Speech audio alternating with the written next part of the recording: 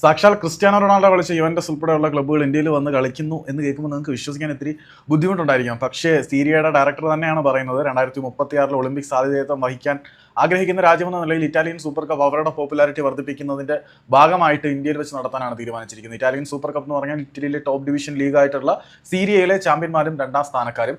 അത് സാധാരണഗതിയിൽ സീരിയ ചാമ്പ്യന്മാരും Coppa Italia അവിടുത്തെ കപ്പ് ടൂർണമെന്റായ കോപ്പ ഇറ്റാലിയയിലെ ജേതാക്കളും തമ്മിൽ ഏറ്റുമുട്ടുന്ന ഒരു പോരാട്ടത്തിനായിരുന്നു ഇറ്റാലിയൻ സൂപ്പർ കപ്പ് എന്നറിയപ്പെട്ടിരുന്നത്. പക്ഷെ കഴിഞ്ഞ വർഷം മുതൽ അതിന്റെ ഒരു ആവേശം വർദ്ധിപ്പിക്കാൻ വേണ്ടിയിട്ട് ലീഗിലെ ഷീൽഡ് ജേതാക്കളും 2ാം സ്ഥാനക്കാരും, അതായത് സീരിയയിലെ ചാമ്പ്യന്മാരും റണ്ണേഴ്സപ്പും, അതുകൂടാതെ കോപ്പ ഇറ്റാലിയയിലെ ഫൈനലിസ്റ്റുകൾ 2 പേരും, അതായത് വിജയികളും ഫൈനലിൽ പരാജയപ്പെട്ടവരും ഉൾപ്പെടെയുള്ള 4 ടീമുകളെ ഒരുമിപ്പിച്ച ഒരു ലീഗ് ഫോർമാറ്റിലാണ് ഈ ഇപ്പോഴത്തെ Coppa Italia Italian super cup നടത്തുന്നത്. ആ ഒരു സൂപ്പർ കപ്പ് 2036 ഒളിമ്പിക് സാധ്യതയത്വം വഹിക്കാൻ ആഗ്രഹിക്കുന്ന രാജ്യമെന്ന നിലയിൽ ഇവിടെ വെച്ച് നടത്താനാണ് ഇറ്റാലിയൻ അധികൃതർ തീരുമാനിച്ചിരിക്കുന്നത്.